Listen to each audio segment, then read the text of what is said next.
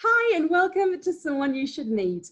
My guest today is actor Charlie Schlatter. Oh, let's do that again because it's No, Schlatter. I love how You you like said that. that? Really? Don't do it again. Keep rolling. That was awesome. Honestly? Okay, it's just my English accent. So I can get away with saying Schlatter, can I? It's perfect. Yeah, Charlie Schlatter. Perfect. Well, thank you, Charlie Schlatter. It's a pleasure to speak with you today. Me Where am I too. chatting to you from, by the way? Where are you? I'm in, I'll say the Thousand Oaks area. I'm in like in a little nook inside the Thousand Oaks area. And if I told you what town that was, you would say you never heard of it. But so near Thousand Oaks. I always say 20 minutes past the Kardashians. So in that area. Oh, nice. And do you pop by for tea quite frequently to the Kardashian Always. household? Always. In fact, I'm late, so I got to end this now. Bye. No, you don't. Claire Renwick's far more important than any of the Kardashians. Talking about Kardashians, aren't you friendly with that one of them?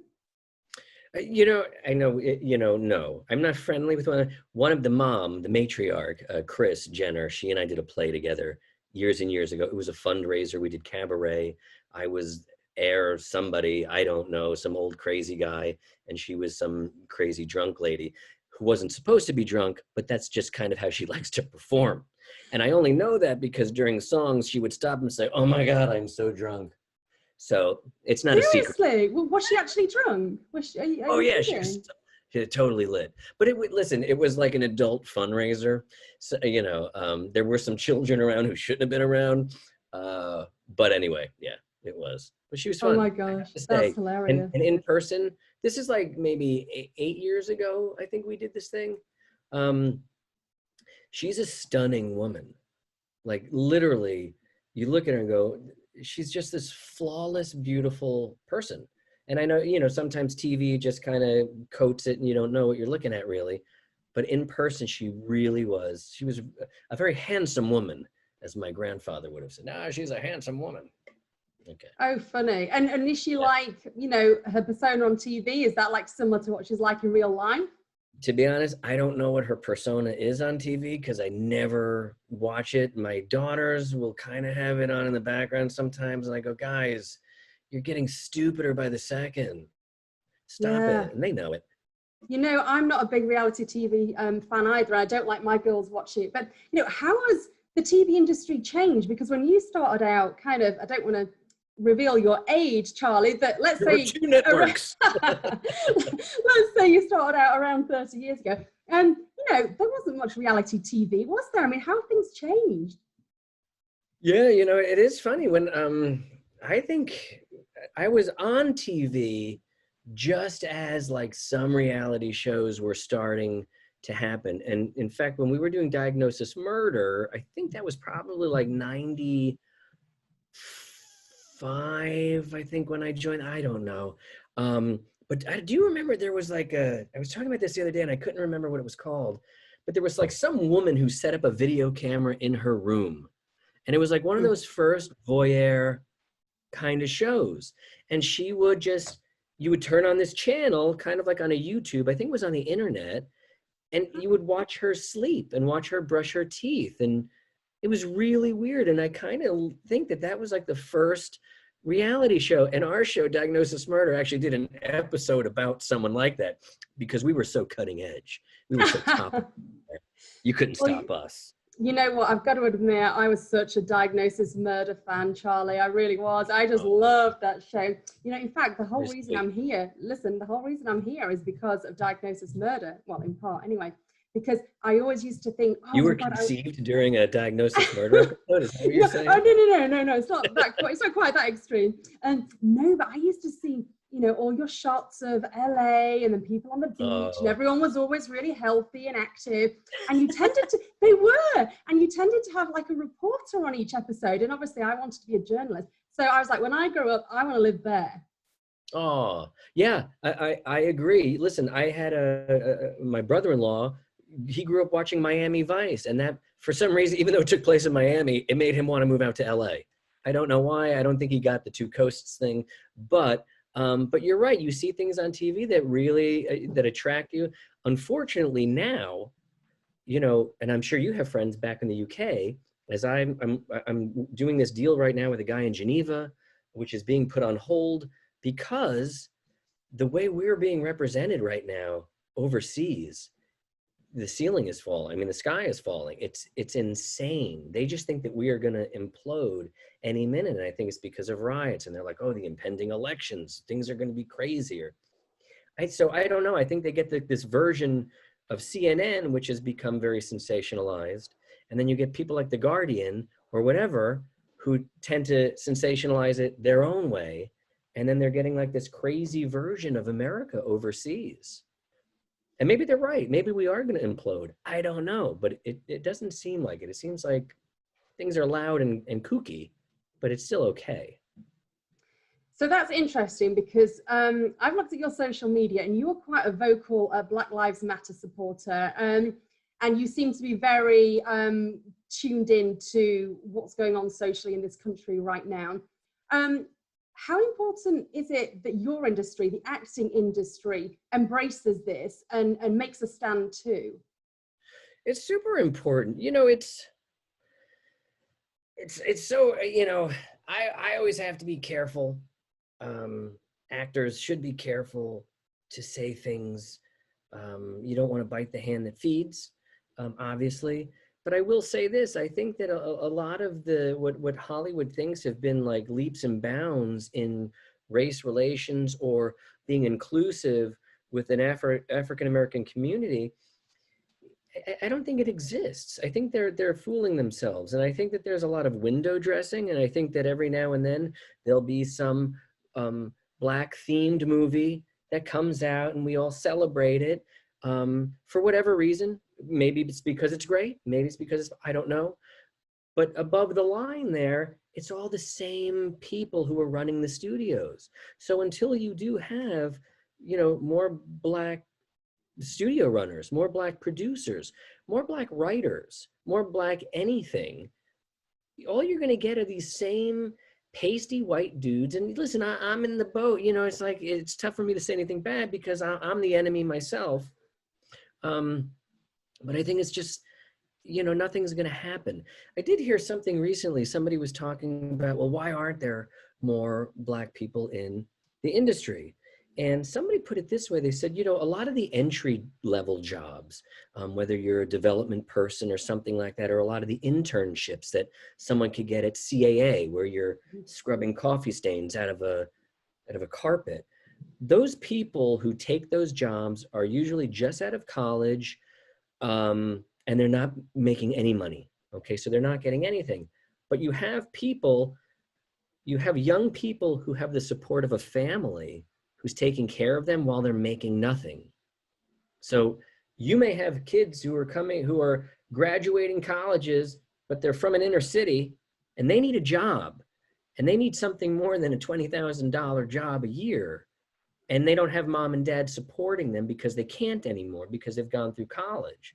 So you're not allowing people to enter at a low level to move up through the ranks, because apparently that's how the business is run for the most part. A lot of people start off getting my coffee, doing this and doing that, running errands. And then before you know it, they own the studio.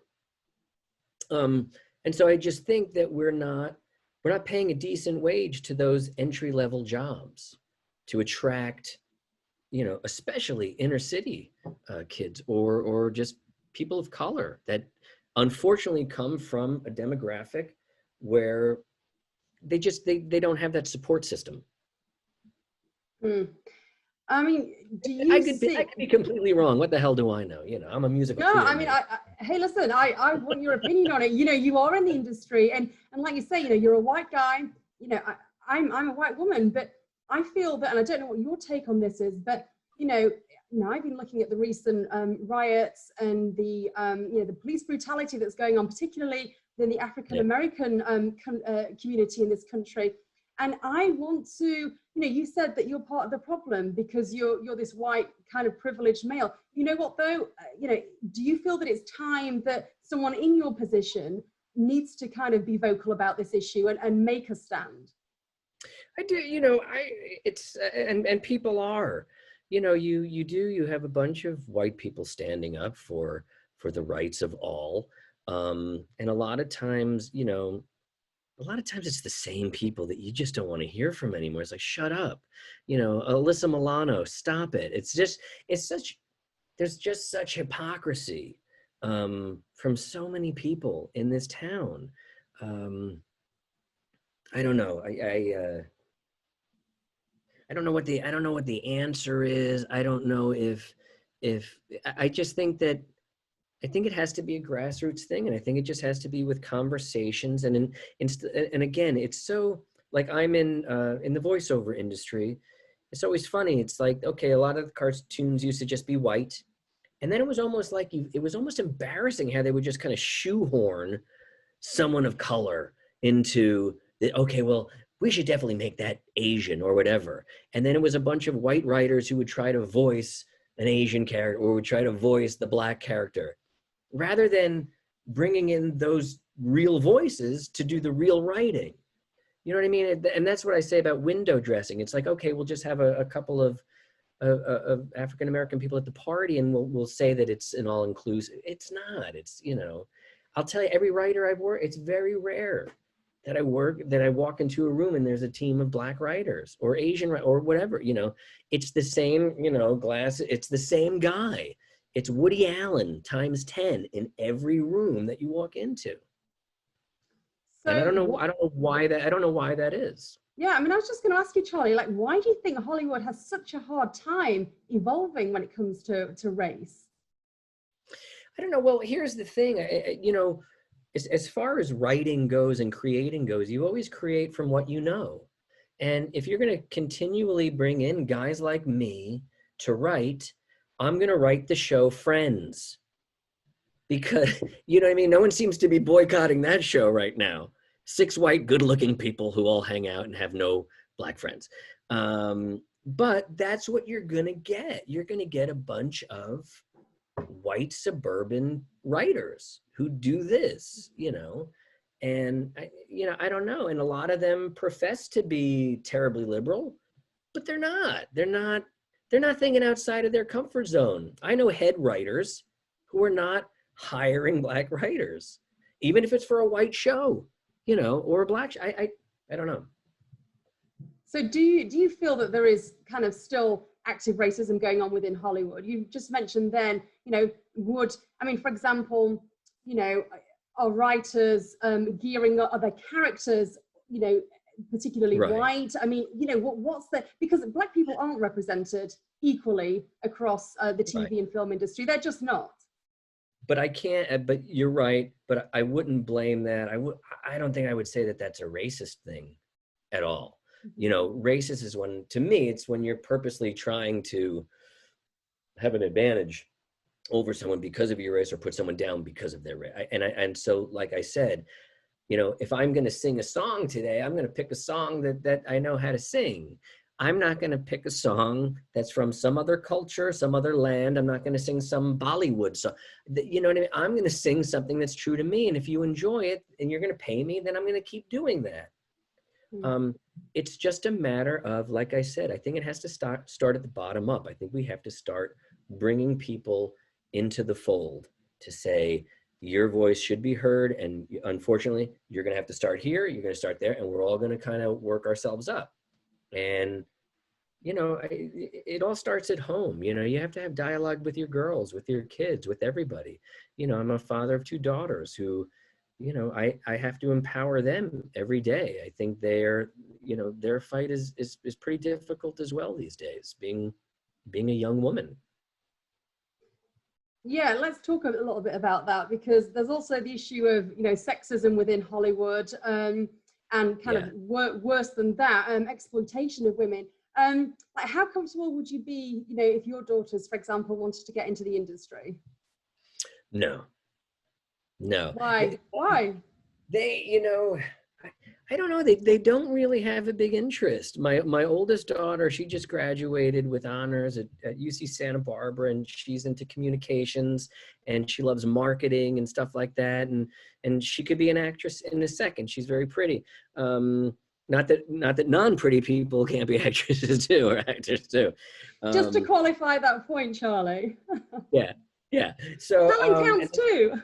Exactly. And so then my middle one, Quinn, she wants to be a school teacher, you know, and then my son just wants to go into business. But each one of them has done they all love the arts. They love music. They love theater. They love all of it, which I'm glad about. They do, and they really appreciate it. They appreciate all of it. In fact, I don't know if do you see on the Zoom, does it say Charlie and Quinn Schlatter on my Zoom? Yes, it does. It does Okay, say so that. Quinn and I had a little audition, and I had to put our names out. We had an audition from home. They were looking for like real father-daughter, and I'm going to hope to hear today if we book this thing. It's with Will Arnett. It's just some goofy like phone company thing. I would be his brother. She would be the niece. And anyway, so yeah, as long, you know, in fact, my son's done a commercial, and I would say, hey, we have an audition for a thing. He'd say, are there any lines? And I go, no. And he'd go, okay, let's do it. You know, so they don't want the limelight. They really don't. And I don't either. You know, I just want to be like the fifth banana on Who's Cooking the Soup and get a paycheck, come home, coach soccer, go to dance recitals. That's all I want to be. I just want to be that guy. Yeah, so talk to me about that, because how have you managed to juggle fatherhood with being an actor? It's, you know, it was kind of a conscious choice when I was doing Diagnosis Murder, when actually all three? No, I don't think Beck was born. I think he was like just on the edge of it. But so I was raising little kids doing Diagnosis Murder, which was in town. Thankfully, because of Dick's work ethic, it was 9 to 5. We weren't there until midnight, like some of these shows that were creating art. We knew what we were making. We were making fun, fluffy, whatever. Did he say the lines? All right, then let's go home. You know, no one cared. So you did your thing, you went home. And it was great. So I was able, like I said, to coach every sport and do tons of things with my family. I was always around. And every time, during that time, I was being offered a lot of stuff that was like in Toronto or back east or something. And I just said, no, I just really want to stay put. I want to be here for my kids. Not that I had an absent father growing up, but my dad worked 2 jobs a lot, you know, so I didn't always see him. And so I know what it was like to just appreciate that time with parents. And so I had a manager who said, well, what about voiceover? Would you ever want to do something like that? And I said, yeah, I guess, it sounds fine. And I auditioned for a thing, I think it was for Stars Radio. We're Stars, a better movie channel. And I got that. And then I just started like doing cartoon stuff after, making fart noises for a living. And so like that little career just kind of became something big and pretty special. And like I said, you know, you go away for a few hours, record, and you're back. And then you could share, especially, you know, there were a couple of cartoons I was doing that my kids actually liked that I was able to share with them. And then they'd tell their friends, hey, my dad is Kick Patowski or whatever. And so that was always kind of fun. So yeah, it's always good. I just love doing stuff that my kids like and that my wife likes, you know. What's the riskiest thing you've ever done? Because things like Diagnosis Murder, as great a series as that was, you know, it's pretty safe, it's very family friendly. So what are the projects that you've done that maybe, you know, you'd be a little bit, you know, uncomfortable letting your mother see, for example? Yeah, and believe me, no one really wants to see any of this anymore. But I did an episode. There was a show called Southland on AMC, which was a really great series, and I was naked in it the whole time. I was like this crazy screaming naked guy because this woman played by Kimmy Robertson from Twin Peaks, she was torturing me. It was just a bad blind date gone wrong. And anyway, they give you I think they call it a jewelry bag or a jewel bag, I don't know. And really? So you kind of put your bits into the bag. And so, you know, you're totally covered on the set, but you're standing there, you know, arguing naked, and they pixelate around you. So it really looks like you're naked. And then I didn't tell my kids that I did that. And it was like the night after it aired, one of their dance instructors said, hey, I saw your dad last night on some show and he's naked. And they were like, what? Are you? No, not my dad. And were they horrified, Charlie? They came home and said, Dad, were you naked on some show? I go, yeah, but I'll show you. And I showed them the bag. I said, look, I was wearing this though. And, you know, but yeah, I always take their lives into consideration. You know what I mean? Because I don't want someone to say, hey, so I saw your dad's ass last night, or worse. You know what I mean? And now it's like, that's the go-to. It's like every guy is just showing his junk in every movie. Like we were just watching Whiskey Pete. Not Whiskey Pete. That's the bar outside of Vegas. Sneaky Pete. Did you watch Sneaky Pete at all? No, that I'm writing it down. I'll have to. Yeah, okay. Or should I? I don't know whether I should. You need to tell me about it first. It's really good. It's Giovanni Ribisi, I think that's his name. He's really, the whole show is really great. But every now and then there's this gratuitous nudity. Like a guy comes out of the shower and he's having this scene with another guy, and it's like they just show him just fully standing there. And I'm thinking, why? Why? It's like vomit. Like everybody vomits now in movies. That's like the big thing. We're just gonna vomit. Every episode there's gonna be vomit. And now I got to see a guy's junk like every other episode. But anyway. That's funny. And how do you? Yeah, but that must be quite embarrassing. And I'm thinking back to maybe when I was younger and something came on that was a little bit inappropriate on the TV. I'm sat with my parents. You just want to. It's that feeling of just get me out. I want to be anywhere other than here. Oh yeah, yeah. And it's so funny. I did an episode of this series called Shameless, and I was a guy named Dr. Dick, and I got offered this thing. Oh, they want you to play this guy Dr. Dick on Shameless. And I'm like, I don't even want to read this script because I just thought it's going to be some guy just full frontal the whole time. But it wasn't. You know, I'm like looking, going, I could do this, honey. I could do this. You know. Oh, that's hilarious. There was some swearing in that though, wasn't there? I've seen that episode. Oh, Shameless. There's a ton. Yeah. My kids, they've heard words here. Oh, that's funny. Okay, but as long as we haven't got the full frontal, we're kind of good with swearing. Right? I mean, do you want to see your dad? No, because they don't have that. Parents don't have any of that. Like Barbie dolls. Oh, that's funny. Oh my gosh. Yeah. But just take me right back to the beginning. How did you even get into acting, Charlie? Because you're not originally from LA, are you? No, I'm from New Jersey. And so, my dad has always been musical. He was in a doo-wop group years ago in the 50s. To make a long story short, I was in middle school. I was in junior high school. I was in 7th grade, and they were doing the play Oliver. And this girl who I loved said, oh, it would be so cute if you tried out and were Oliver. And I go, oh, really? Okay. And so I tried out for it, and I got the part of Oliver.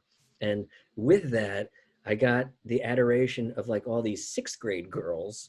And it was at a time when everyone was kind of growing at an accelerated rate, except for me. And so socially, it was great. I was with the 7th, 8th, and 9th grade people, and we were all doing this great play. And I just really, really loved it. I felt comfortable doing it, and it was a rush. So I really loved theater, and then just continued to do it on in high school. And I wanted to just do it right out of high school. I wanted to maybe do Broadway or something like that. And my parents said, no, you have to go to college. And I said, well, if there's such a thing as musical theater in college, I'll go. And sure enough, I thought I was outsmarting them, but there's a ton of great musical theater programs. So I went to Ithaca College in upstate New York and continued it there. Was doing a play in upstate New York, was discovered by a casting director who had me come into New York City and audition for a movie called Bright Lights, Big City with Michael J. Fox. And I got it that day, which like never happens. And then the next movie I got like in a day. And then I think after that I had to wait like a week on another one. It was like one thing, I was just so lucky. And so I kept taking a leave of absence from school. My kids kept, keep saying, when are you going to go get your degree? Someday. But never too late, Charlie. I know. No, believe me, I've been in negotiations with them, and apparently I fulfill the theater part of the degree. It's the other stuff that now, like, the curriculum requires so much more from kids, so many more writing courses, and then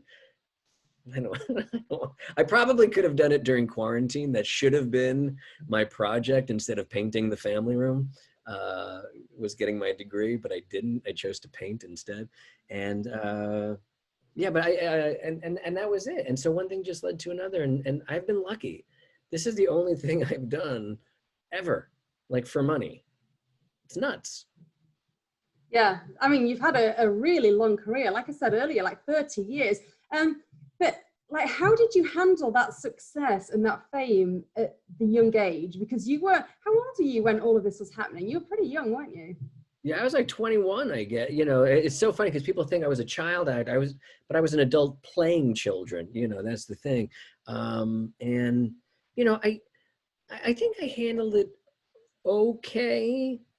I'm going to try to not be so hard on 21-year-old Charlie, because it's too easy to do, and I'll get down on it and say shoulda, woulda, coulda. But I look at 20-year-olds today and I think, okay, compared to them, I probably, there were a lot of people who said, "Hey, Charles, man, thank God you never forget you're from the neighborhood. You still you're so down to earth." And, so to a lot of people, I was that guy. But I think that I was probably a dick also to a lot of people. How so?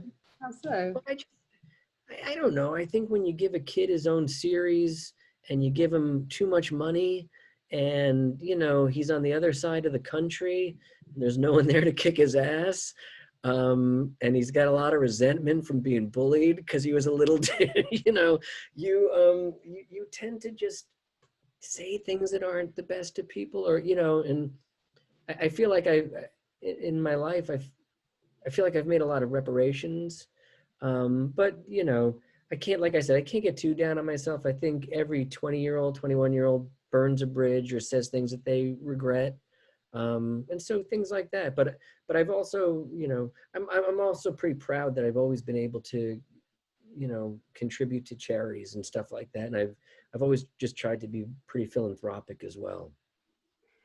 You laughed when you mentioned bullying, but like, how did that impact your life? Here's it. I was bullied, but I think I was also a bully as well, and I think that's why bullies because they're getting bullied.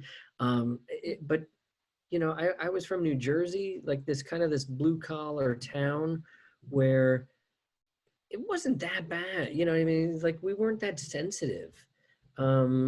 Yeah, sometimes your day would suck, but there was always tomorrow, and tomorrow was going to be okay. You know what I mean? And then a lot of times you'd have a fight with the bully out in the field, and maybe you'd lose the fight, but at least it was done. Now, like, I can't imagine if there was, if I was being bullied online, or what kids go through today. I mean, that's just because they're living it. It's like being bullied, as opposed to when you were just here being bullied and then you could leave. Now it's like a 24/7 thing, and I, there's no room for being bullied anymore. Yeah, it's worrying. Years ago, it used to, they'd say, "Oh, it's good for your character, builds character," But in a way, yeah, it did make you tougher, and it made you not, care so much about those little things. But in a way, you carried that grudge, that little bit of nasty chip on the shoulder energy to other people, and then that's something I wish I didn't have. I wish I was more open and vulnerable all the time, but I'm not. I don't even know if I'm working on it, to be honest with you. Maybe I am. I try. Oh, but so you mentioned. I just got an aw. Oh no, I think you and I have been chatting before the interview, and you're a nice, warm guy. Don't beat yourself up. But listen, give me some advice, because my girls are younger than your kids. Your kids are, okay. What are they now? 18, 20? No, 22, and my daughters are 22 and 20. Okay, so I've got two daughters much younger than yours right now, but like, what advice would you give to me with regards to keeping them safe online? Because I worry about it. I worry about the online bullying, and also particularly with the girls, with predators online, because I read a terrible How old is your oldest? 12. She middle school? she's starting middle school in August, and she hasn't got a phone, so I'm pretty strict with her actually, Charlie, but Yeah. you know, still you can't, because it's like you said, you can't be there all the time to like oversee it. So like, what advice would you give me? Well, first of all, like, I think all our kids got a phone right before middle school. I think that was like their 5th grade graduation gift. And I'll be honest with you, it was really great for us because now we have a way to communicate with someone. So it's good for you. It's a gift to you as well, Claire. And yeah, it's just, you know, my wife is way better than I am when it comes to like checking their stuff and making sure they're not getting into trouble. I'll be honest with you, I was blindsided with middle school because I had no idea how mean girls were. Because as a boy, like I said, I was just a knucklehead, and you know, you get into a fight and it'd be done. Girls are contentious, they just are relentless. They can really make your lives miserable. So I think I would probably say, in certain circles, play it close to the vest. You don't have to expose everything about you. Just be ice in the glass, you know, kind of just go with the flow. When my girls were very little and drinking out of sippy cups, I would always say, watch your drink, keep your eyes on your drink. And I would move their drink and say, where's your drink? There's my drink, which comes in handy when they're in college, you know, or when you're working with Mr. Cosby, who I as well. But Oh, wow. then things get a little bit more difficult. But my advice is this, and it's not something you could teach, but I just think if a girl or any human develops self-respect, everything else kind of falls into place. And I think it's just a matter of, you know, thankfully, you know, I have daughters and they're not angels all the time. My son isn't you know, none of us are. We're just people trying not to hurt other people and have fun. But I will say, I think they've got some of the strongest moral compasses I've ever seen in people. And they care, you know, and they care about BLM. They know the name of everybody that they're supposed to know the name of. They just care about causes and they care about people. And, you know, they're not total empaths, but they feel on a really deep level. And I think that generation does more than my gen, you know, I'm a Gen Xer, I guess, not a boomer, Gen X. But I think these Gen Y people, yeah, I think they feel things a little deeper and differently than I do, my generation. Yeah, I'd agree. I mean, my 12-year-old, she spent the morning making some posters to put on the door of her bedroom. And one of them says, it's a Black Lives Matter sign. The other one says something like, and it's so profound, I am, oh God, let me try and paraphrase it. Something like, I am a non-judgmental ally and my bedroom is a safe space. I mean, it's just... And it's just their bedroom. Exactly. You know, but it does. I mean, we're laughing about it, but honestly, it's what you said. I think this, you know, new generation, like your kids and my kids, they are empathetic on a level that you and I we don't get. One thing I wanted to ask you though, Charlie, how have you managed to keep your kids so grounded? Because, you know, they've been brought up with a famous dad in Hollywood around, talk about white privilege. They've kind of lived that life. So how have you managed to keep them as grounded as they are? I always say, listen, white privilege, but no height privilege, because I'm a little vertically challenged. So, you know, it's not the same. Not everybody has that same white privilege. It comes in different variations. But as far as that, you know, it's funny because when my kids were little and I would get recognized from being on a show, they hated it. It was really scary to them that someone knew their dad and would ask like, hey, you know, Charlie, can I get an autograph? They didn't get it. They were like 5'3" and whatever. They hated it. And that's another reason why I just got into the voiceover thing, because there was so much anonymity there, which I really loved. And also we used to live out in Sherman Oaks, and we decided let's move out a little further, you know, to where baseball matters more than being in a movie. And not that, you know, and there's a lot of kids around here in this community that are involved in Hollywood and in the industry. But, you know, my wife is from Northbrook, Illinois. I'm from Fair Lawn, New Jersey. And we both really wanted to put roots down in a place that reminded us of our upbringing, of something that was normal. And I don't want to say normal, because what is normal, but something that was just a little bit less affected by Hollywood. Because, you know, I don't know how much good really comes out of being a child star or being, you know what I mean? And again, so like they look at things from, it's weird. Their viewpoint is like, they're still enamored by stuff that they see on TV, but then in a way they realize like, oh, I guess I could kind of meet that guy if I wanted to, or, you know what I mean? So they feel connected to it, but yet thankfully far enough away from it that they just, like I said, are still enamored with things, which is nice, because otherwise I think you just get so jaded by so many things in this town. You know, you just don't care anymore. What don't you like about your industry? I don't know. There's got to be things. And what about the pressure, for example? The pressure to always be perfect. I never feel that, and I think maybe that's because I'm a 54-year-old man now. Like it's like I want to start sagging more. I want to, you know what I mean? There's like no more apologizing for stuff. And yeah, I have a little bit of an ego, so I want to look nice, but it doesn't matter as much. I'm not competing against some other young guy to see who the more handsome guy. You know, we're all kind of making this turn into like character actors or whatever. I love, you know, I play golf with a rotating stable of older actors who are usually like in their 60s and 70s. And that part of the business I really like. I really like to hear a lot of the old stories of their journeys in Hollywood. As far as the business though, you know, it's just I think the longer you live, the more shallow you see it all is, you know. I'm a cancer survivor, so I know what it's like to beat cancer. And yet there are some people who are directing a movie who think that they're beating cancer or curing cancer for me. You know, no, you stop it. I think they all just take themselves very seriously. They're very impressed by themselves. And listen, I'm impressed too. I'm impressed by writers, directors, actors. I am.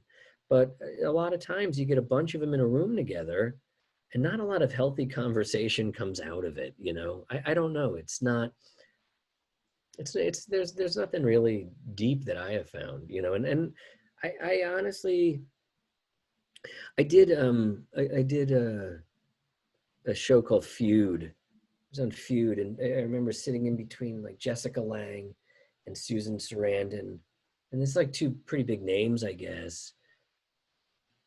And I just listened to them talk, and man, I had like nothing to say. I started to talk about football. You're from Minnesota, Jessica? You like the Vikings? I don't know who are the Vikings. You know, I just like normal stuff. I like talking about rugby, about, you know, drinks, about anything other than acting or actors. So who are your friends then? I mean, are they fellow actors or are they just people from different walks of life? The guys I play golf with on a rotation, those guys are actors, and they're journeymen. But they're all like, do you know Stephen Root by any chance? The actor Stephen Root. He's in Barry right now. He plays Fuchs. He's the hitman. He was also in Office Space and Get Out. He's in everything. Okay. Wayne Knight, the guy who was Newman from Seinfeld. He's another. Yeah. So just a bunch of goofy dudes who are fun. And I will say this, every time we play golf, nobody talks about acting. Nobody talks about the business. That's what I like. But my friends are people from my neighborhood, guys that I'm in my band with, you know, guys who are in insurance. Another guy is a teacher. Another friend of mine cuts glass. Another friend of mine has an advertising agency. So, you know, I'm the actor. I'm like the goofball out here. But I don't really, and it's not by choice. It's not like, oh, I don't want to be friends with that guy. He's an actor. But I just, I don't know. I just, it's like having a hobby. When you have a hobby, you don't want it to be like what you do in life. I love a lot of the voiceover actors that I work with, and I'll talk to them on the phone, and when I'm with them, when I'm working with them, I have such a wonderful time. And I think voiceover actors in particular are some of the smartest, funniest, sharpest, bravest people you could work with. They will do anything, say, you know what I mean? They just put it out there, and they're really wonderful. But when the quitting bell rings, you just go home. And I just, I'm a homebody. I like being with my wife. I like being with my kids, and I'm totally happy. Yeah, you sound like it. I'm going to chat with you a bit about your family life in a minute, and also about your battle with leukemia. But going back to kind of the older actors you mentioned, you've also obviously worked a lot with Dick Van Dyke and also George Burns earlier on in your career. What did you learn from those guys? Hey, I'm listening to my son. He's got the deepest voice. Yeah. Oh, I was wondering if it was coming from my, oh, that's hilarious. Hey, he could be a voiceover actor. It's crazy. He's had his voice changed when he was 12 years old. Oh, that's so he was funny. this little guy. It was so funny. Yeah. Well, between your son and my youngest daughter, who's a really big, loud singer, we're good. But don't worry, it's all good. There you go. Carry on. So wait, what were you asking me? Yeah, I was just asking you. You've worked with the likes of Dick Van Dyke. Oh yeah. And George Burns earlier on in your career. I mean, what did you learn from those guys? Because they're kind of, they're acting royalty, really, aren't they? Oh, completely. Yeah, they are. They're icons, and I use that word correctly. They really are. People always used to say, oh, what advice did George Burns give you, or Dick Van Dyke? You're working with the master. That guy's got it. And they never sit you down and say, okay, this is how life is. This is how it's going to be.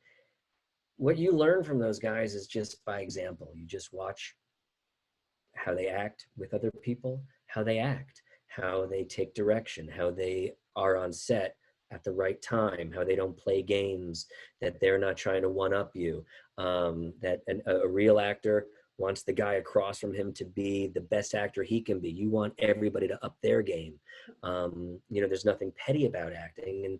And I think, and there are actors that I've worked with who have shown me that, especially just stage actors I've worked with, that show you how noble this profession can actually be, that that it is very brave, and to be emotionally available is scary, and it's something that requires a lot of strength. So I think I've learned that. I think I've learned that regardless of anything, I still owe it to any production I'm in, whether it's a voiceover or a TV series, movie, play. I need to make sure that I am emotionally available for whatever it is you guys need from me. And to me, that's my job. I'm just an actor. I'm not here to fix your thing. I'll try, I'll contribute as much as I can. I'm not here to change your stuff. I'm just here to serve the play, to serve the script in any way that you need me to. And as soon as you see people taking their own ego out of it, the more comfortable they are doing it. You know what I mean? It doesn't become a head thing anymore. It's just, oh yeah, wouldn't it be great? Let's do this. Let's work together. It's, I love it. I really do. I do love acting. I love working with people, especially that part of it. I love working with people. I just wish there weren't so many superfluous games that came along with it, or, you know what I mean? And I just hate auditioning. I hate all of it. Yeah, I mean, before I was a journalist, I used to model, and so I appreciate all the auditioning kind of aspect. But how do you? Because I tried not to take it personally if I didn't get a job. But how do you deal with rejection? Because it is difficult to kind of brush it off and just bounce back to and go on to the next thing, isn't it? Yeah, when people say don't take it personally, it's a tough pill to swallow, but once you've swallowed it 500 times in a row, then it's okay, just keep it coming. You know what I mean? What are you going to do now? Say no again? Okay, keep going. So I know I'm very limited in life as to what I'm able to do. what I'm capable of. But I know I can act, and so I know that this is a choice I've made. This is what I'm going to do. So you could say no a million times. I'm still going to come back tomorrow and listen. So like you said, I've been doing this, I don't know, 30 years or so. And there's still a million no's ahead of me, but there's a few yeses that are going to make it really great. And, fortunately, I'm at that point in my life where I get offered things and I could go, I don't want to do this, it doesn't seem fun. And to me, because thankfully I have a voiceover career that keeps everything afloat, it can be very lucrative. But unless it's a film or a TV show that shows that it's going to be fun or interesting, or I just, I don't have any interest. And that kind of makes me a bad client for an agent or a manager, because they want you to work. They want you to work more and they want you to keep bringing in a percentage. But yeah, a lot of times I just don't have interest. It must be nice to be at the point of your career, though, that you can turn down stuff that maybe, 20 years ago you would have just done because you needed to stay in work. Oh, totally. And even, listen, I did things that even I didn't really need to do, but I did anyway, just because it was, really, you're going to give me that much money to do Police Academy 7 in Moscow? All right. Oh, I've got to check that movie out, Charlie. I've got to check that one out. Isn't that one of your high points? You'll see that it really ties the first 6 together. Thank God they did a 7th in Moscow. Oh, hilarious. Oh my gosh. Hey, but you've done a bit of traveling. I know you were in Moscow for that movie, but you've also been in my neck of the woods. Well, not quite, but kind of where I'm from, back in the UK, Blackpool and Newcastle. Oh my gosh. How did you get on understanding the Newcastle accent, Charlie?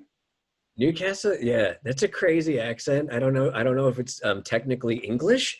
It's something though. Well, so the thing with the Newcastle accent, though, they call it a Geordie accent, Charlie. It's because Newcastle is on the border with Scotland, so it's kind of, I think it sounds pretty Scottish. I mean, Geordies probably will kind of shoot me down for that, but there is definitely a hint of Scottish. And do you know who Alison Wright is? No, I don't. She's a British actress from Newcastle, and it's so funny. She's in the show that we've been watching called Sneaky Pete. Yes. She's this peripheral character. She pops in and out. And in this movie, or in this series, she's got this crazy accent. And I just realized it's Newcastle.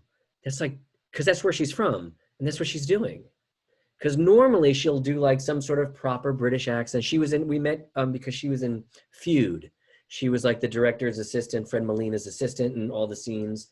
And she's a great actress. She's in like Snow something now. I don't know. She's in everything. She's like a 40-year-old actress, white lady. She's brilliant. But anyway, yeah, if you watch Sneaky Pete, I believe that's what she's doing, is like a crazy Newcastle accent. Oh my gosh, I'll have to check it out. What were you doing in Blackpool, Charlie? I was doing a convention, just signing things. Like even that, I think we talked about it earlier. I don't love going to conventions. I'll do them usually if it's in a town that I want to go to, if it's in like 30 minutes proximity to where I grew up so I can hang out with my buddies, or if it's like overseas somewhere where I've never been. And a lot of people haven't been to Blackpool, Claire. It's an interesting town with crazy lights that people just seem to hang up for no reason everywhere. It seems like at one point, it seems like in its day, it was probably a pretty fantastic place. Yeah, it's freezing. It was. Oh my gosh, it's totally freezing. But yeah, back in its heyday, yeah, Blackpool was the place to be if you wanted to go to the beach. So that's so funny. But talk to me about these conventions that you have to do in relation to your voiceover work, your comic work. Because, we chatted before this interview started, and you enjoy meeting your fans, don't you? Talk to me about that. I do. I was saying, a lot of times especially cartoons, you record in because you don't have an audience, you don't even have a crew in front of you or anything. So you record your lines a lot of times without the other actors, just your lines. You record in a vacuum, and you really don't know the product, and you don't realize the effect the product, your show, is having on children in particular who see the show. So for me, that's the biggest thrill to me, going to, if I'm at a convention, to see children who are just, they're looking at your picture of Kick Buttowski, or like, here's this little guy, like the Flash. I play the Flash in a bunch of things. I love it.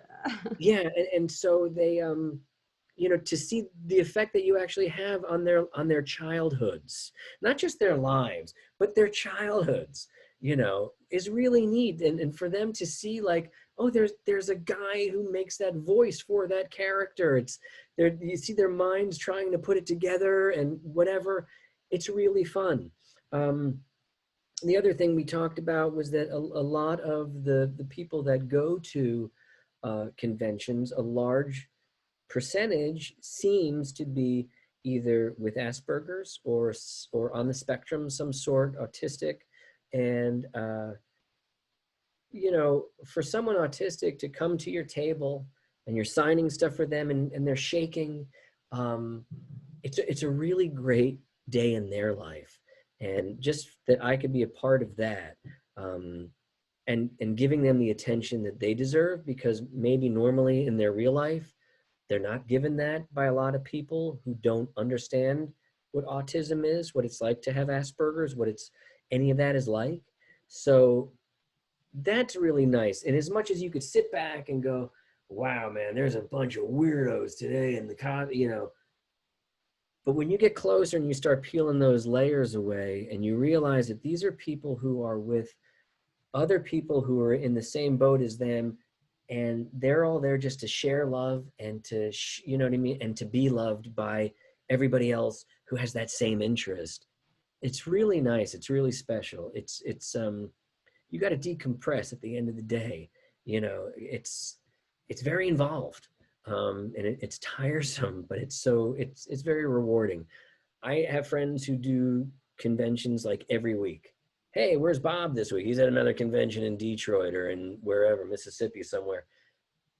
Like I said, I like to go to places that I know of, because it can be overwhelming, and I think the older I get, the more I just want to kind of live in my box. But I will say this, it's very, very fulfilling when you can meet those people. Then there's always that guy who's like, hey, episode 361, when Kick Buttowski says it, why did you do it that way? What? And you're like, you know what? Go away. You go away. There's always just, there's a line full of dicks ready to just give you crap. I like the other guy who does Flash better than you. Okay. He's right over there. Get his autograph. Oh my God. Have you done Comic-Con in San Diego? I've done that one a couple of times. Yeah. And I do it if I have to, because a lot of times, Disney will say, hey, we've got this new show. Will you come out and do it? I'm doing 2 new shows right now. I'm actually like recording in my closet. They do this thing through a thing called Blue Jeans. Have you heard of that form? No. It's like Zoom, but you can get all of us on it. They have an engineer, but they're using all our equipment, and I get to see everybody as I record. So it's a new series called Big Nate. And I don't know if you know those books. It's a big book series, apparently. I never had heard of it, but it's a big book series. I play Chad, this 11-year-old redheaded chubby kid who's just so sweet, just a wonderful little boy. And then I'm doing another series, which we start, I think, next week, which is a Jim Henson show called, I don't know what it's called. I think I was just going to say what it's called, but I think it just has a working title right now. So I don't think it has an official title. But anyway, a new Jim Henson show. So that should be fun. Wow. Hey, how has COVID changed things for you? Because you mentioned you're going to be recording virtually via Zoom now. How is that different to kind of how things were 6 months ago? For me, it's been great. I mean, I hate to say it, but I feel like I was built for this. This is like my time to shine, being home and doing nothing. But I'm the guy who actually, during this time, I've gotten 2 new jobs, 2 new cartoon series that I landed. I sold a show that I created with another guy who was part of my fundraising adventure last year. It's called Charity Case, and it's a show with me, Melissa Gilbert, and my buddy Matt, an unknown. And we're basically going to travel across the country, bringing attention to charities that need attention, that need money and need attention. And whether that's getting us in a dunk tank or getting Bono to come and sing or whatever, we do whatever we can to raise money, like within 4 or 5 days, to raise money and awareness for special little charities. Like the first one we're going to be doing, I think the first one we'll be doing, because we have to wait till COVID is a little safer to get out there. But so we have one in Mississippi that we're thinking about doing for this woman who saves possums, this crazy lady who just saves possums. And, you know, she needs a new shed. And we're just going to build that for her. We're going to and show you how you could donate to this possum woman, you know, things like that. So we have a list of really lesser known great charities that are all worthy of our time and attention. And so anyway, so we sold that. And yeah, I mean, honestly, I've been really lucky. I've just been doing little jobs out of my closet and it's all good. It sounds like you're thriving. I don't like wearing a mask, I'll be honest with you. I do it, but I don't like how it feels. Oh my gosh. Wear your mask, Charlie, because I don't want things closing back down again. I said I'm wearing it. I always wear it. I'm a good boy. I'm just saying I don't like it. Okay, well, you might not like it, but you need to do it. Okay. Okay, I want to talk to you about leukemia. Okay, you've been living with this for years. Tell me, like, how did you even know you had it? I didn't. You know, for me, it was really, it was interesting. I was 40 years old. I guess I was just fatigued, you know, tired, but you know, this was like the only symptom I had, really. But again, you're a 40-year-old dad, you've got 3 kids, you're kind of chasing the dollar. I was doing like 3 or 4 cartoon series at the same time, just running around. And then one day I had a bite. I had like a bite, what I thought was a spider bite on my arm. And it was the second time I had something like that. And so my sister-in-law, we were hanging out. It was the day after I put my dog down. I remember it was 9/11. I had to put my dog down. And on 9/12, the next day, she said, yeah, you should go see a doctor about that. So I went to my doctor and I said, yeah, you know, just look at this bite. And make a long story short, he said, yeah, dude, he didn't say dude because he's a doctor, but he said, Charlie, that's not a bite. That's a clot. I go, okay, well, how do we make that go away? I don't even know what that means, a clot, you know, it's like a brew. And anyway, we did a blood test in his office. His machine could only read up to 50,000 white blood cells, which I topped out. And he said, I think you have leukemia. He said, oh, and he felt my spleen and he said, Jesus, this is like a basketball. And I said, is that good? You know, having a big spleen? And he said, no, that's a terrible thing. And so we sat and he said, I think you have leukemia. I said, no way. I said, maybe mono or Epstein's-Barr or something similar, but no, because to me, in my mind, 14 years ago, leukemia just meant death. And it still does to a lot of people, because every time you turn on a movie and some kid dies or some guy dies, how did he die? Leukemia. Well, you know, come on, writers, get more creative, because we're not all dying from leukemia anymore. And in fact, it's funny because what I was diagnosed with was something that was a death sentence just 2 years prior. So we really, you know, and I was on a drug that had just been approved, and we just had to see if this drug was going to work, and it did. But anyway, the next day I'd gone to an oncologist for a bone marrow biopsy, and it turned out I had 336,000 white blood cells. It's not the record, but it's like pretty close to like, you know. So what's like the normal amount you should have had? Normal, you should probably have about 8,000. Oh my so, gosh. Yeah. What was your reaction? What was your reaction when you were told that you had leukemia, you had cancer? What was going through your head? What's funny is that when my doctor, his name is Fabulous Trabulous, when he told me when he said, dude, you have cancer, I said, okay, I gotta go, bye. he actually called Colleen. He called my wife on my way home just to say, listen, I just told your husband he has leukemia and I don't think he gets it. So I'm telling you. So when I got home, she's like, what's going on? It was a big deal. And then the next day, I was in, and sure enough, it was confirmed I had leukemia. But so that was a Tuesday, I think. I went to the hospital the next day, and I was there for a few days having treatment and this and that, because I have to test you for what's called a Philadelphia chromosome, which means that I have what's called chronic myeloid leukemia, which is thankfully treatable, not curable, but treatable through medication. I just take medicine every day.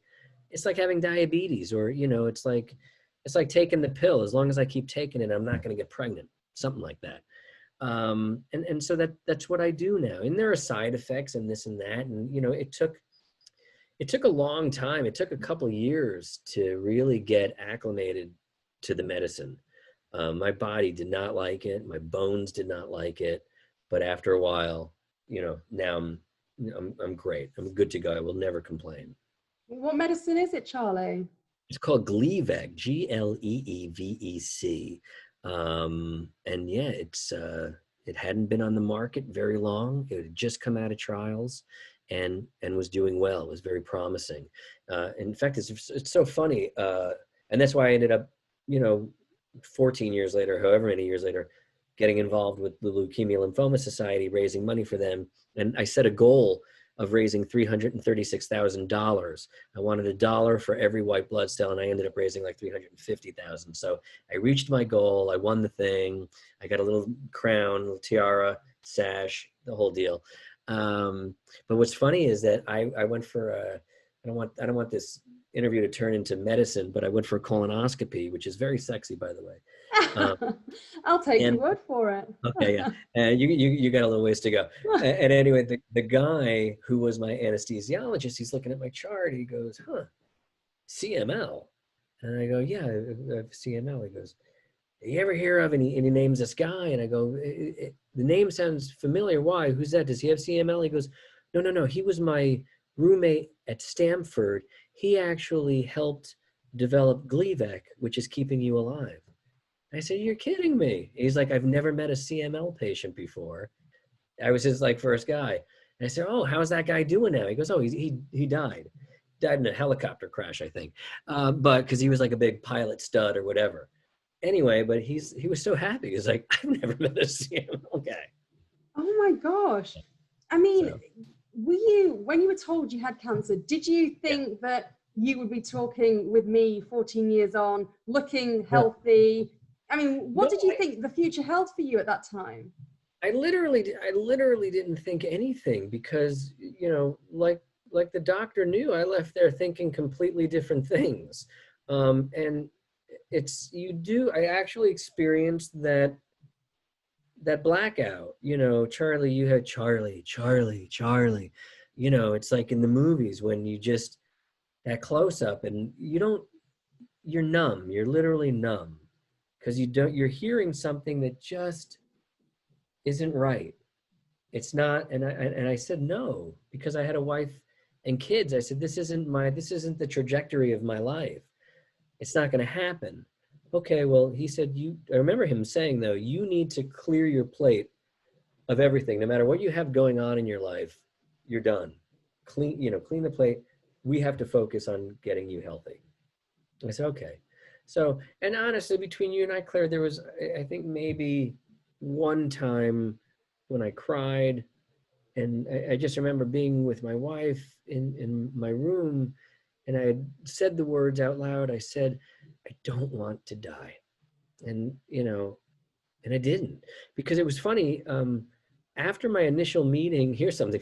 After my initial meeting with my doctor, my internist, who says, yeah, I think you have CML. And he called it right, even before the tests, but just because of what I was displaying. I think you have CML. Okay, great. He sends me to the oncologist. I get the bone marrow test. She's like, yeah, I think you have CML. Great. And we'll probably just start you on these drugs. This is before I had to go to the hospital or anything. And I was driving home from something, And the phone rings. I'm in Coldwater Canyon, and it's the doctor. He says, "Hey, Charlie, listen, I want to get you over to Cedars-Sinai tonight." And I go, "Why?" He goes, "Well, we just got some of those tests back from your bone marrow biopsy, and there are some numbers that are really bad, and you're in what's called a blast crisis, which means like all my new blood is leukemic." And so I point blank said or asked, "Am I going to die?" And he said, he goes, we're going to get you the best care that we can get you. And that was it. So it wasn't like, "Oh yeah, you're going to be fine." It was, I don't know, So anyway, but again, things worked out for the best. I don't know how many years later, 14 years later, all good, here to tell the tale, with like no organ damage or anything, just totally good. It was really fun, when I started off on this LLS campaign thing the first time, there was a woman there who came up to me and she goes, "You're the CML guy, right?" And I go, "Yeah." And she goes, "I'm whoever." And she goes, "I want you to know I was on the first trials of Gleevec. I only take 200 milligrams, but I'm still here. This was like, 20 years ago, whatever." So it was kind of nice to meet someone who was actually in the trials for it as well. Wow. And you spoke earlier about side effects. What side effects, have you experienced with that drug? Well, you get fatigued, you have like some stomach issues now and then. I can't take it on an empty stomach. It's basically you're taking chemotherapy light every day in a pill. But just I could look at pictures of me before and after cancer, and it's like, well, maybe just because I'm 53, 4. How old am I? I don't know, 54. So but like my hair, the texture of my hair had changed. It actually got darker and like thinner and fluff. It was weird. Every now and then, like hair on my arm kind of goes away, but then it comes back. It's like these little crazy little cycles that go on in your life. Sometimes you'll get like a pimple on your elbow. You'll be like, "Oh, that's from the medicine." You know what I mean? Just like little goofy things, but mostly it's you get tired. You're a little tired from the medicine. I wish I had a little bit more energy. I have like great energy. If I got to do a 9 to 5 job, I'm brilliant. I'm there all day, and I could be this guy all day. But come, 5:30, I gotta go to bed. I want to drink and I want to go to bed. Really? Wow. Talk to me about your wife, because your wife's a lifestyle coach, isn't she? She is, yes. Yeah. Just how important has she been in all of this? She's been, listen, she's been the rock. She's been the best. And I think I really fell in love with her for the second time in the hospital when I was diagnosed. We'd been together forever since we're like 25, I guess, 24. We were together for like 3 years before we were married, and we've been married 26 years now, I think 26 years. And anyway, no, that was like a whole new side to her, because I always thought like how important I was. How would this woman ever survive without me? But just watching her go about taking care of kids, doing this, taking care of every matter, being my health advocate, all of that, she just kicked ass. I mean, she's Wonder Woman. And then she just recently became a life coach because, she's so good at helping people in their lives. Everybody, she's the one, Claire, that you would call just to say, this is what's going on. Just always had great advice. And then somebody said, you should get paid for that shit. She's like, yeah, I should get paid for this shit.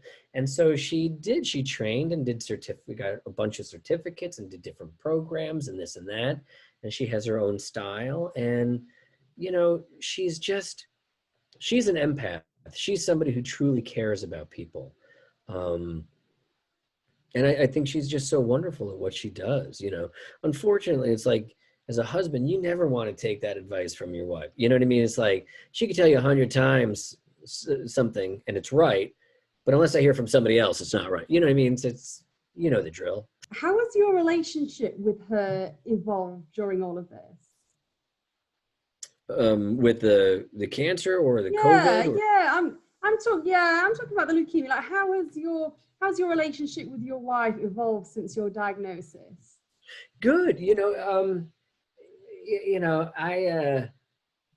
I used to try to play the cancer card a little bit more. In fact, I In do a what little way? podcast.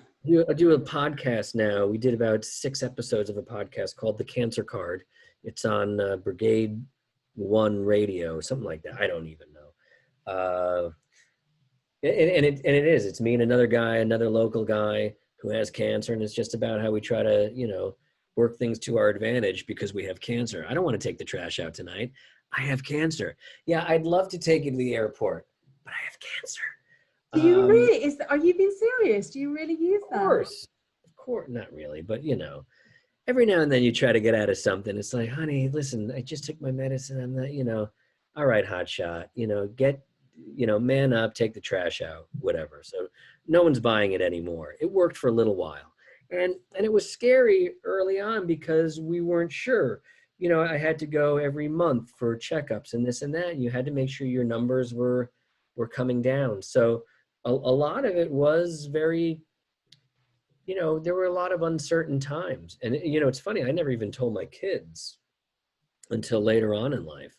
I know people who get diagnosed and they have that family meeting, but I didn't want to say anything because, I didn't lie to them. When they came to see me at the hospital, I said, Dad has a lot of these extra white blood cells. I need more red ones. So they're helping me get that and I'll be home soon. None of that was a lie. It was all true. So I just never used the word leukemia or cancer to them because who wants to be the kid growing up with a dad with cancer? Or, you know what I mean? If you could shelter them from that as much as you can, because how kids are so self-involved. They don't want it to be about anybody but them. And so, I wanted to give them that. You know what I mean? Your childhood should be about your childhood. And, I've had mine. I don't want yours to be tainted by you're the, listen, I had a older sister who died when I was 12. And I was always that kid whose sister died. Because I lived in a small town, everybody knew everybody, and they knew my sister. And you're Charlie, yeah, your sister Maureen died. I remember you. And it's like I was labeled, so I never wanted my kids to be labeled as that. You just don't worry about it. But my oldest daughter, it was interesting. We were at the, she found out because I don't know how old she was at the time, maybe 10, something like that, 10 or 11, and we were at the pediatrician. And she was like, she's so smart and she reads everything, she was reading her file. Father has leukemia. Mom, you never told me Dad has leukemia. We had to tell her. Then, of course, we had to tell the next one. And then my son, we didn't tell him for a while. And then when I did tell him, he was like, okay. So you're going to die? And I'm not going to die. All right. Oh my gosh. I mean, what were your daughter's reactions when they were told that you did Oh, actually really? have cancer? It was tough. It was tough for both of them, and it still is every now and then. Like they'll look at me and think, you're okay still, right, Daddy? Everything's going to be good. I go, yeah, I'm fine, honey. Everything's good. I think it was more scary for my middle one when I started going gray in life, because to her, that just meant you're going to die soon. Well, just for men can correct that though, can't it? Yeah, but why would you? Oh no, I can see now. I like a bit of grey. Yes. What is it? Oh, A grey, a silver fox. A silver fox. Very blonde. Oh, yes. Oh, that's funny. But listen, you kept this a secret for quite a number of years. When I say a secret, as you mentioned, you didn't tell your kids straight away. You certainly didn't tell the wider public. What changed? What made you come out, as it were, and let the world know about your diagnosis? Well, two things. I made the mistake of telling an agent of mine at the time that I was battling cancer, and she dropped me. My manager was great. I was with voiceover agents that were great. The owner of the agency would say, Charlie, let me drive you to your auditions. They were the most supportive human beings ever. But my theatrical agent, I was with this company called TalentWorks, and my manager and I took out one of the agents, and just to say, hey, for the past year, I haven't been auditioning well, and apparently I've had this thing building up, because it took over a year for this thing to develop in me. It was like, so when I went to the doctor, I was on death's doorstep. I mean, it was tough. So, but apparently this had been developing for at least a year. And we told her, she, oh no, don't worry, you look great. Everything is great. You look like you're jogging. All's good. And I shit you not, Claire, I think 2 days later, I get a call saying, hey, listen, Charlie, we're kind of thinning the herd over here at TalentWorks, and we're not going to pick up your contract. It's like, okay, bye. What are you going to do? I mean, in a way, that's a blessing, because you don't want to be with people like that. And if that's what they're thinking, you know what I mean? It's a favor, because I would have hate to make a lot of money down the road knowing that that's how they thought, and they were getting a piece of that. That'd be really tough. But yeah, and that's, again, getting back to that whole conversation in the beginning about hypocritical Hollywood. In as much as we all try to act like we are these bleeding heart liberals who give a shit, you have a client with cancer, with a family and a wife, and you're just going to say bye because he didn't have a good pilot season due to his cancer. That's how loving Hollywood is. That's our community. So good luck. Good luck getting empathy about Black Lives Matter. Good luck getting empathy about it. It's, I mean, I don't buy it. I don't buy it. How did that incident impact your confidence? I mean, did that incident, make you think that maybe you didn't want to be involved with this industry after all? Oh, completely. Yeah. And I wasn't surprised for some reason. You know what I mean? It's not like, what? None of it shocked me. None of it shocked me because, listen, I'm a 40-year-old man at that point in my life. And I had done a lot of things already in my life and met a lot of people and was a pretty good judge of character. So again, when that happened, it wasn't a shock. To me, it was an invitation to go do theater somewhere. And, you know what I mean? Just rely on the money from my voiceover stuff, which I did. And just do theater around town and make new contacts, meet new people, meet great people.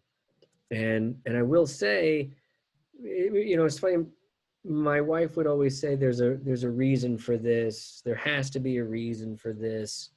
And maybe the reason was I needed to make a lot of money for this charity. I don't know. It's one of the reasons, but I didn't tell anybody because it just didn't matter to me. You know what I mean? So actually, when I did run for Man of the Year, I had a real coming out party, and it was, I was coming out of the cancer closet and letting everybody know, because at this point now, I feel like we've come so far in lifting this dark veil off of what cancer is or what people think cancer is. And I think people are more apt now to hire you because of that. They know I could prove to them, look, I've been around for like another 14 years with cancer. I'm okay to do 2 more episodes of your show or whatever, which is how it is now. It's not even a point of contention at all. So thankfully, we've come a long way. How do you feel about discussing it now? I mean, you seem like you're very open with me about the issue of cancer and you living with it, but how does it feel to talk about it compared to previously in previous years where you just didn't want to put it out there? Oh, that's it. I mean, prior to that, I mean, there were like a handful of people who knew, and they were like it's funny, like when people did find out, they're like, I thought I heard something about that years ago, but I never wanted to ask you. It's still taboo for some crazy reason, cancer. And that's why we were doing the podcast, the Cancer Card, so people could come out and talk about it and have a support group and talk about how stupid it is and how livable it is and how beatable this shit is, and not to hide from it, to fight it, to kill it, whatever. I don't mind talking about it. I mean, are there other things I love the New York Giants. I'd rather talk about those guys, but I will talk about cancer as long as it's something that people want to hear about And as long as it's something that is going to make people more comfortable with what they're going through, you know, as soon as everybody hears they're not alone, that's the best. And I wish, like when I was diagnosed, we were staying at my father-in-law's house and he didn't have internet. So Colleen, she's looking at like some old Mayo Clinic book and she's looking up chronic myeloid leukemia and she's like, you're going to die in a year. I was like, no, that's an old book, honey. Check the publication, you know, because there's not a lot of dialogue about it. A lot of people aren't talking about it, you know. Soon it's just going to, hopefully it'll be like the flu, you know, it's going to be just a blip in the past. I mean, of course, there's cancers like pancreatic cancer, which is really, really brutal. There's some tough cancers out there. But, you know, the more we're aware of breast cancer and prevention and what we could do about it and blood cancers and just the preventative stuff that you could do, and treatments that are available and free treatments that are available, programs. That's why I love the LLS. They provide these patient advocacy programs that you're not going to find anywhere. They're really great. Just remind me what LLS stands for, Charlie. The Leukemia Lymphoma Society. So, because it's blood cancers, both of those are blood cancers. Okay. So, I mean, if someone is going through what you're going through that may be listening to this, what advice would you have for them? That it's not a death sentence, you know, it really isn't. Because to me, that's really what I thought I was looking at was, oh my God, you know, and it's not so bad, you know. I mean, you just, listen, we all got to fight battles at some point, somewhere, sometime in this lifetime. No one's getting off scot-free. And if fighting leukemia is my biggest battle, it was nothing. It was nothing in comparison to the person it's made me. It was almost worth it. And, you know, to be philosophical, if God has created this garden and we are all these vines that sort of grow aimlessly, every now and then he likes to snip one because it makes that vine grow back stronger and with purpose and with the right direction. You know, it's like pruning anything in your garden. Otherwise, we're just wandering somewhere. So I looked at it like that. To me, it was just a bend in the road, and it was a time to just get back on track. And I don't wish cancer on anyone, Claire. I don't. But I do wish that people had a certain clarity that comes along with it, and you know, and a certain wisdom. Not saying that I'm wise. I'm just saying, but I got a little wiser because of it, and it just, my God, it puts life in perspective. Yeah, I was going to ask you about if cancer had kind of changed your perspective or outlook on life, and if so, kind of how? Well, of course, you know, and it's funny because, you know, you at first, like the first few years of living with it, I was very thankful, and it was like, nothing's going to get me down. No little things are going to get me down. And sure enough, not a lot of little things did get me down. But come like year 4, year 5, and you're in traffic again, you know, you're back to that guy. But because of cancer, you do kind of have that ability to reel it back in every now and then and say, I'm gonna try and do this the right way. And you know, listen, it was weird, you know, it was weird when I was diagnosed with cancer because I had always thought, well, gosh, you know, I'm like this really happy dude who is thankful for my family and my life. I really am. I'm not taking it for granted. I know where I come from and I know where I'm at. So like, why me? But then you have to ask your question, why not me? You know, because cancer respects nobody. It hates you, and it will come and get anybody. And it came and it knocked on my door, and I had to deal with it. And that's all, you know, and I'm sure it's not the last thing in my life, but it's going to prepare me now. You know, things just don't, you know, a lot of things aren't as important as they used to be, you know. Because you're here, you're just doing your thing. And again, I don't know if that's, you know, I don't know if that just comes with age as well. you know, you're not a teenager anymore, you know, and as a mom, you know, there are things that just, you know, if your kids are close and they're healthy and your husband is close and he's, you know, a lot of this other stuff just doesn't matter. Oh, for sure. I mean, you look great. You sound like you're in a really good, yeah, you do. You sound like you're in a really good space in your life right now. But how are you feeling? Why are you laughing? No, because it's, you know, I do. I do. I feel great. I literally feel great. Yeah. I mean, you know, I have so much cancer medicine in me that I rarely even get a cold.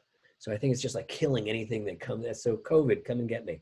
But no, we've all been like really conscious, and we're quarantining as much as humanly possible. And we're in Ventura County, where it's a little looser. The cases aren't as much.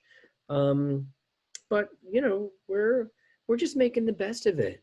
And to be honest with you, I'm totally good with it. I mean, I'm not totally good with people getting sick, because getting sick sucks. But I think it'll blow over. You know, listen, I'm optimistic. You can't be doom and gloom. You know what I mean? There's got to be light at the end of every tunnel. And you know, the more you turn on the news and social media, and man, it looks so awful. But I don't know. I don't know what to believe. How do you stay so positive all the time? I don't know. You know, maybe I'm not very intelligent. I think that that might have something to do with it too. You know what I mean? I think the less you think about things, and if you're not that smart, you know, I'm like the chosen. Oh, I think you're doing yourself a disservice there. Hey, listen, what about your diet? Have you had to change what you eat since your diagnosis? You know, it's funny. When I was first diagnosed, actually, yeah, I'll tell you, the one thing I can't have is grapefruit. Oh, And why? Is it to do with the which, acidity level, or? I think so. Something about it does not interact well with my medication. It's the only one restriction in my diet, and which is fine because I hate grapefruit anyway. But otherwise, you know, like when I was first diagnosed and I'm trying to get healthy, you know, I just remember having like tons of flaxseed and acai berry drinks, and you know, but now I'm a fat pig. I'm a slob. I'm a mess. I don't know if Zoom makes me look okay, but I really, Claire, I'm a mess. Well, Because I eat anything. do you? Oh my God, yeah, I'm a beast. It's terrible. But are there things that, you know, that you perhaps eat now that you didn't eat before? Things that are like, you know, very high in, you know, nutritional value, or do you take probiotics, for example? Nothing. No. Absolutely nothing. Really? Oh, you Yeah. surprised me. I thought you were going to tell me you'd gone, you know, vegan, or you know, everything organic, probiotic this, No. kombucha that. Pizza, McDonald's, you know. Listen, I don't believe you. it's the truth. Colleen is a really good cook, so she makes really great dinners. Not always, but when she does cook, you know, it's usually something she's very health conscious for the family. I personally am not. You know, I'm not terribly heavy. I think I've been blessed with a good metabolism, and I think if other guys my age were eating what I eat, it wouldn't be so great. And when that changes in me, that's when I'll make my change, I guess. But yeah, I always just try and stay like at a place where I just want to be like, I don't want to be any further out than 2 weeks of work to what it would be like to not have a shirt on. You know what I mean? It's like, okay, if I get a gig, I know that, okay, give me 2 weeks and I could be okay. That's where I want to be all the time. Yeah, that's funny. You know what? How do you, I get it. I hear you. you know, I get where you're coming from with that. But you know what's nice? You're at the stage in your life, and particularly your career, where you know you've made some good money. So you're not hand to mouth anymore, like a lot of actors are you? No, which is nice. And thank God. Listen, I could have easily been right now, had it not been for my wife, who is the daughter of a very good accountant. And so, because, yeah, I think my first couple of fortunes, I squandered. You know, I flew a lot of guys to Vegas and we had a lot of fun, and bought a bunch of stupid things. And, you know, it's just an idiot. I was just some idiot from Jersey who had money. And then it was gone. And then I married my wife. And so, like, my next fortune was with the diagnosis murder. You know, we were able to stretch a dollar a long way, so which was nice, whether it be investments and not living beyond your means and just, you know, having a normal life. Listen, I still have to work. You know, I've got 2 in college now, 1 out of college, 2 in college. So, and that's not getting cheaper. So there may be a Police Academy 8 in my future. I'm not sure, which maybe I'll have to do, but, you know, and listen, it's cyclical too. You know, it's like, there are times when, yeah, I got to get to work. I got to do a couple of series, you know. So it's tough, you know, it's just it's the path of an actor. It sure is, but you've definitely made a success of things. You really have, Charlie. Well, listen, I could literally speak to you for another 3 hours. It's been a total pleasure. It's been a blast. But listen, where can people go to support you if they want to help your cause? Right now, you know, it's unfortunately LLS, when you are running for something, they don't give you like a really fancy link. You know what I mean? Like cancer.com/Charlie. It's like LLS/MWOY/CASOL/ it's a lot of slashes. So Okay. I would say this: if anybody knows how to spell the name Schlatter, they could go to Facebook. Just go to my Facebook page, and they could basically just see. I'll pin it up at the top, and it's like a link that takes you right to the account if someone wants to donate a couple of dollars or not. And it's only for another week, so I don't know when people would hear this, but July 17th is I think the last day to collect money. And I'm doing it because I nominated somebody this year. Her name is Mimi Chen. She's a DJ in Los Angeles, and she's a breast cancer survivor. And I nominated her, so she's doing what I did. And I think she's getting very close to actually winning this thing. So every dollar counts right now, and that's where the money goes. Fantastic. Well, like I say, Charlie, it's been an absolute pleasure. And if you've enjoyed my interview today with Charlie, please don't forget to subscribe and share. Well, Charlie, let's get you back on the show in the future, please. And I want an update on life and these new exciting series that you're involved in. Maybe, you know what, maybe we could do, maybe we could try to do, you could be the one to try and get together like a diagnosis murder reunion podcast. I am all over it. Charlie, we need to chat after this show. I am on it. Yeah. You know, I'd be on it. I'm sure Barry would do it. Yeah, Barry, if he's watching this, he's a tricky character. We need to coax him. I'll coax him. We need to coax him out. All right, he's coaxable. We've already had Wes on the show. That's one of you. Best. Yeah. Yeah, you work on Dick. Okay. I'll work on Dick. Sounds like Let that be the last thing I say on the show. Charlie, it's been a pleasure. You take care of yourself, and let's definitely chat again soon. Thank you, Claire. Bye.